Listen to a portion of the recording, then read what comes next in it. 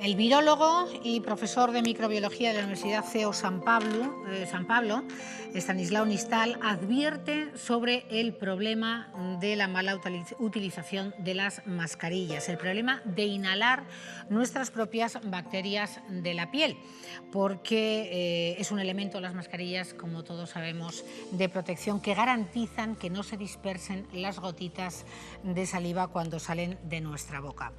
Estanislao Nistal nos habla que reutilizar esa mascarilla puede tener efectos nocivos para nuestra salud. Muy buenas tardes, señor Nistal. Hola, buenas tardes, ¿cómo están? Bueno, pues deseando de escucharle y que no se nos olvide más después de la charla que vamos a mantener. Una vez más, hace falta insistir no solo en esa necesidad de utilizar mascarillas, sino en cómo hacerlo. Y me gustaría que profundizara en ello y que hablara precisamente de esos efectos nocivos al reutilizar las mascarillas.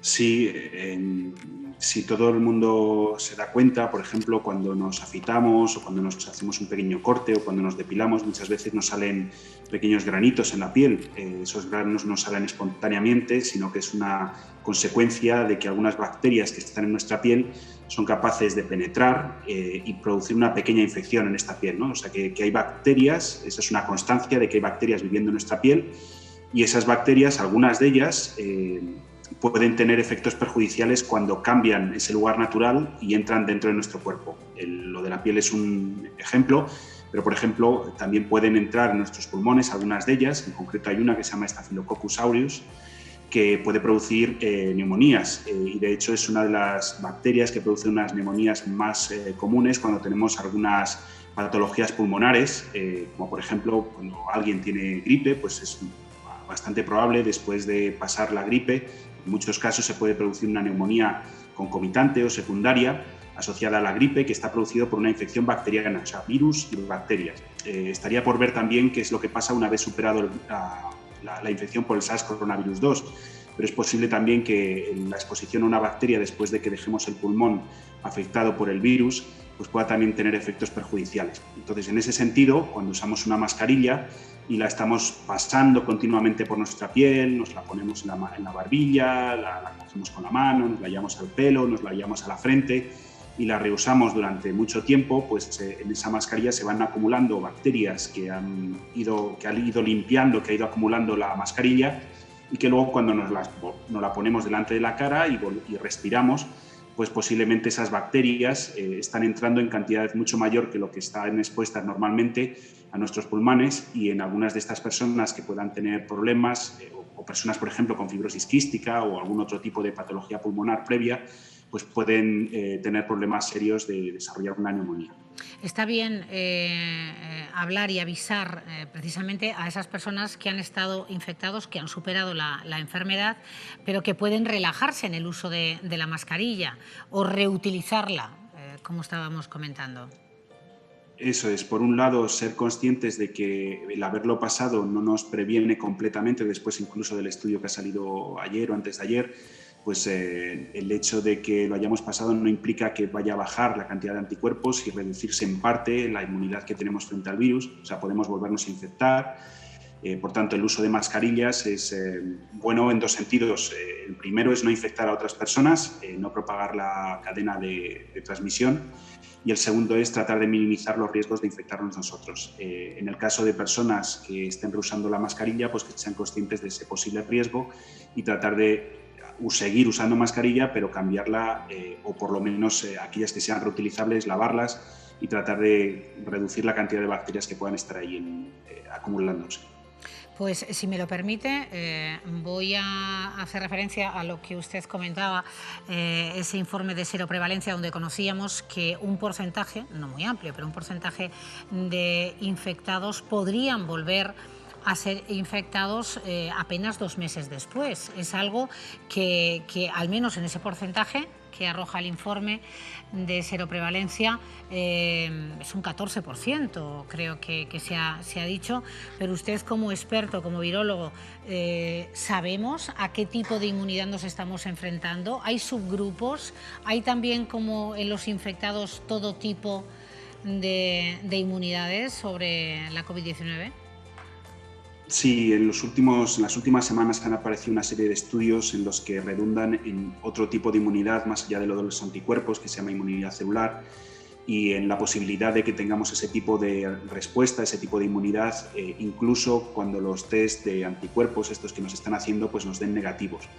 Hay que también mirar estos datos de seroconversión de una manera un poco crítica, en el sentido de que los test que se están haciendo están buscando anticuerpos frente a una proteína muy concreta del virus, que si bien es verdad que es abundante, no es la única y no es la única abundante, es la de superficie. Es importante que tengamos anticuerpos para que la reconozcan y neutralicen al virus para prevenir que entre en nuestro cuerpo, pero hay que tener en cuenta que esos anticuerpos que se están buscando frente al virus se están buscando en sangre, y el virus principalmente entra por la mucosa respiratoria.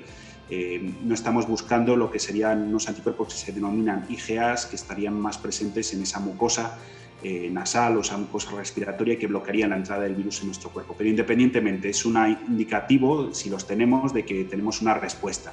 El que estén bajando los anticuerpos no significa que desaparezca la respuesta o la capacidad de responder frente al virus. Simplemente el agente infeccioso que los ha estimulado desapareció, el cuerpo no sigue produciendo esos anticuerpos en la misma cantidad, y las células que los están produciendo, pues muchas de ellas desaparecen, pero permanecen células de memoria a medio y largo plazo. Por ejemplo, hay estudios con la gripe de 1918 que personas que habían pasado la gripe 80 años antes todavía conservaban linfocitos B, productores de anticuerpos, que reconocían la gripe de 1918. Por tanto, tenemos aprendido algo después de haber pasado la inmunidad. Y posiblemente tengamos otros anticuerpos que no nos están mirando los test cuando generamos, por ejemplo, inmunoglobulinas frente a proteínas como la nucleoproteína u otras proteínas. El virus tiene más de 20 proteínas, entonces esas otras no se están mirando. Es posible que tengamos anticuerpos frente a ellas, y es posible que tengamos inmunidad celular frente al virus y que no la estamos midiendo con este test o con estos test que nos están ahora mismo haciendo. Bueno, o sea, me ha dejado más tranquila. O sea, pueden falsearse debido a estas situaciones que nos estaba comentando, señor Nistal. Pero ¿se sabe hasta cuándo se puede tener inmunidad?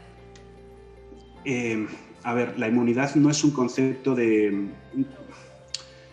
Todos tenemos inmunidad frente al virus. Hay tres niveles de inmunidad o tres tipos de inmunidad. Una sería la inmunidad innata. Todos tenemos inmunidad innata. Esa inmunidad innata puede estar más entrenada, más preparada para hacer frente a una mayor cantidad de virus o menor o menos preparada. El virus, dependiendo de la cantidad con la que entre y dependiendo de su virulencia, pues es capaz de producir una enfermedad. Ya es cuando necesitamos la respuesta adaptativa, que por un lado son los anticuerpos, está compuesta por los linfocitos B que producen anticuerpos, y por otro lado los linfocitos T, ¿vale? Esa respuesta, una vez que nos hemos infectado, es muy probable que la mantengamos durante el resto de la vida, no de una manera activa, sino como memoria, como una huella de que hemos pasado la infección y que, de alguna manera, si volvemos a estar expuestos al agente infeccioso, podemos reactivarla. Es el mismo concepto que cuando nos vacunamos. Cuando nos vacunamos generamos muy buena respuesta de anticuerpos, en algunos casos, frente al agente infeccioso que nos estamos vacunando, pero no significa que siempre vamos a tener esa cantidad de anticuerpos. En muchos casos esos anticuerpos bajan, pero conservamos los linfocitos capaces de producirlos, o tenemos linfocitos T capaces de luchar y destruir las células infectadas en casos de infectarnos muchos años después frente al agente infeccioso frente al cual nos hemos vacunado. Por tanto, esa memoria seguramente, una vez pasado el SARS-CoV-2 por primera vez, prevalece en el tiempo. Nos podemos infectar, pero seguramente la enfermedad que desarrollemos va a ser bastante más suave que la que cogimos posiblemente la primera vez. Pues gracias por la explicación, profesor. Para terminar, volvemos a esos consejos prácticos sobre el uso adecuado de la mascarilla. Yo tengo aquí algunas cuestiones que usted sabe mucho mejor que yo. Por ejemplo, no tocarla. Hay que ponérsela y quitársela utilizando las gomitas y no lo que es en sí el filtro, ¿no? La tela o el material quirúrgico. Sí, efectivamente, tratar de siempre ponérnosla y quitárnosla a través de las gomas, de las gomitas que atrapan al cuello o a las orejas.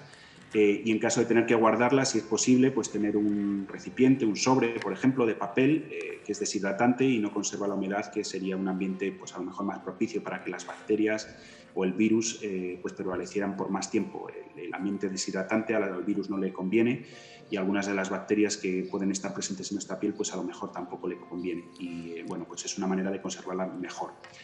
También hay que ser conscientes de que las mascarillas no previenen al 100%, dependiendo del tipo de mascarilla.